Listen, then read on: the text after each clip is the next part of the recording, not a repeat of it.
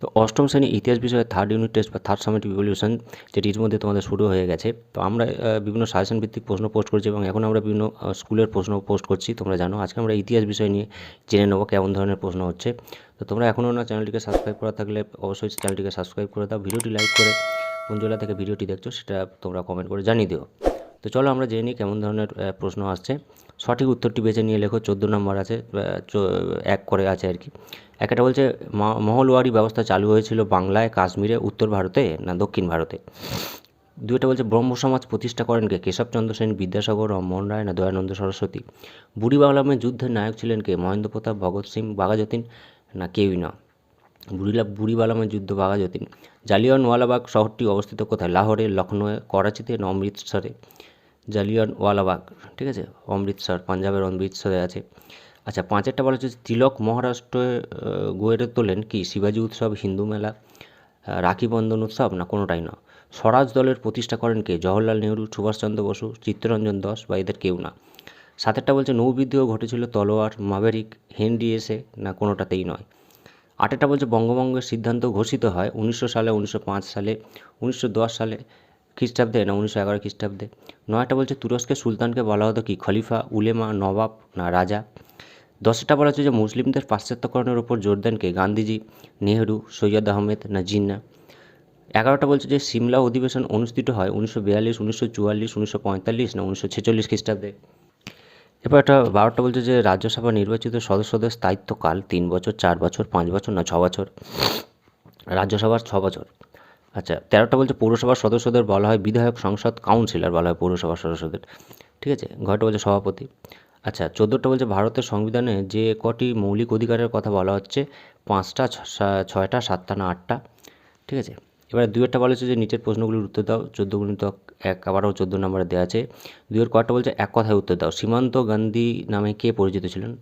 Sir Abdul Gaffar খান। আচ্ছা, 2-এটা বলছে সাম্প্রতিক বাঁটোয়ারা কে ঘোষণা করেন? পৃথিবীর সর্ববৃহৎ গণতান্ত্রিক রাষ্ট্রের নাম কি? ভারত। খয়টা বলছে ভুল ঠিক লেখো, যেটা ঠিক হবে তার পাশে ঠিক, যেটা ভুল হবে তার পাশে ভুল লিখবে। করেঙ্গে ইয়া মরেঙ্গে ডাক দেন জওহরলাল নেহরু না এটা গান্ধীজি ডাক দিয়েছিলেন? এটা ভুল। পাকিস্তান শব্দের অর্থ পবিত্র ভূমি, এটা তোমরা দেখে নিয়ে লিখবে। গয়াটা বলছে শূন্যস্থান পূরণ করো। ফরওয়ার্ড ব্লক দলের প্রতিষ্ঠা করেন ড্যাশ? নেতাজি সুভাষচন্দ্র বসু। ভারত রাষ্ট্রের প্রধান হলেন ড্যাশ? প্রধানমন্ত্রী, ঠিক আছে। বিমানন শব্দ খুঁজে লেখো। সূর্য সেন, গণেশ ঘোষ, লোকনাথ দল, মাতঙ্গিনী হাজরা। বিমানন শব্দ যেটা আর কি, লোকনাথ বল, মাতঙ্গিনী হাজরা, সূর্য সেন, গণেশ ঘোষ। আচ্ছা, রবীন্দ্রনাথ ঠাকুর, কাজী নজরুল ইসলাম, জীবনানন্দ দাস, মোহাম্মদ ইকবাল। যেটা বিমানন সেটা তোমরা হচ্ছে মার্ক করবে আর কি। এবার ক স্তম্ভের সাথে খ স্তম্ভ মিলিয়ে দেখতে বলা হচ্ছে। ক স্তম্ভের দিকে আছে বাপুজি, গুরুদেব, আর খয়ের দিকে আছে চিত্তরঞ্জন দাস, মহাত্মা গান্ধী, আর এদিকে আছে নেতাজি সীমান্ত গান্ধী দেশবন্ধু, এদিকে আছে খান আব্দুল গফ্ফার খান, রবীন্দ্রনাথ ঠাকুর, সুভাষচন্দ্র বসু, ঠিক আছে। তো সীমান্ত গান্ধী আমি বললাম যে খান আব্দুল গফ্ফার খান, ওটা মিলে যাবে। নেতাজির সাথে সুভাষচন্দ্র বসু। দেশবন্ধুর সাথে ওইদিকে আছে চিত্তরঞ্জন দাস, ওটা মিলে যাবে। তো এইভাবে মিলিয়ে যাবে, সোজা পড়েছে, খুবই সোজা প্রশ্ন, আমরা সাজেশনও এগুলো করে দিয়েছিলাম। 3-একটা বলা হচ্ছে যে নিচের প্রশ্নগুলো 2-3টে বাক্যে উত্তর দাও, যে কোনো 6টি, 6 × 2 = 12। আচ্ছা, একটা বলছে কর্নওয়ালিস কোড কি? বর্গাদার কাদের বলা হতো? সাইমন কমিশন কেন গঠিত হয়েছিল? 4টা বলছে ভারতকে ধর্মনিরপেক্ষ রাষ্ট্র বলা হয়েছে কেন? 5-একটা বলছে যে চৌরি চৌরার ঘটনাটি কী? 6-একটা বলছে কাকে সীমান্ত গান্ধী বলা হয়? আচ্ছা, 7-একটা বলছে সিপাহী বিদ্রোহকে জাতীয় বিদ্রোহ বলা হয় কেন? আচ্ছা, 8-একটা বলছে সূর্যাস্ত আইন কাকে বলে?